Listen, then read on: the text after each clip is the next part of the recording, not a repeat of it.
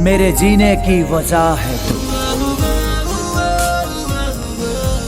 प्यार, इश्क और मोहब्बत मेरे आशिकी का इम्तिहान है तू।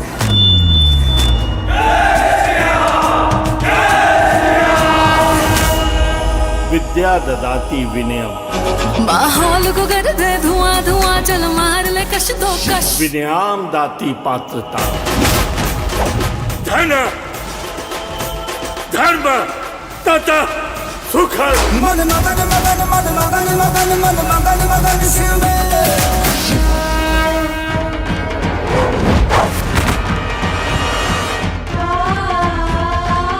मंदिर में घुस के पूरा मंदिर अशुद्ध कर ले आई।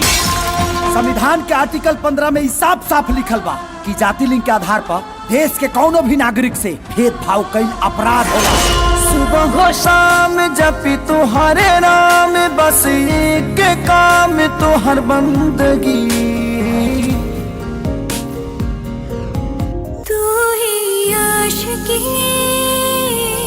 तू ही जिंदगी।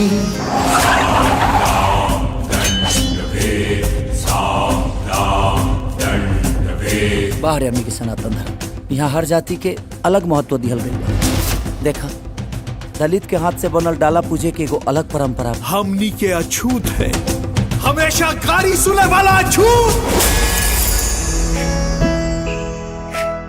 पिछला जन्म में करम नेक कई, गंगा के तहत समाज कबो स्वीकार ना कर पाई। तपिया तो के पहिनी हो। आज से और अभी से हम अपन जात छोड़ रहल बानी। सतीश तुम्हें आज और अभी से अपने बेटे को मुखाग्नि देने की जिम्मेदारी से आजाद करता है। हम राशि की खातिर वो बहुत कुछ त्याग कर देनी। अपन समाज, अपन जाति, अपन ब्राह्मण होखला के संस्कार। अब गंगा के साथ जिया भी और गंगा के साथ मरब भी।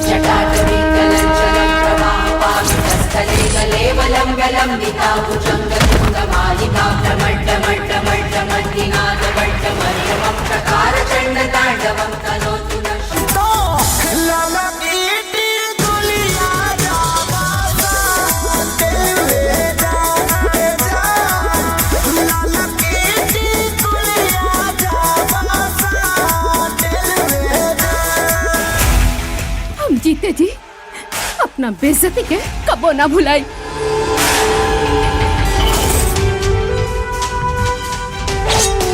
हम बताए धर्म और राजनीति के बीच में अंतर का होला।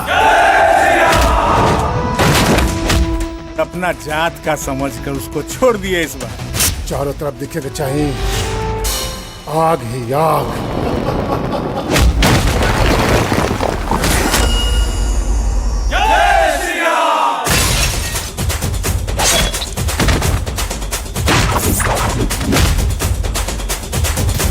पंडिताइन, अछूत से बर्तन ना छुआवल जाला।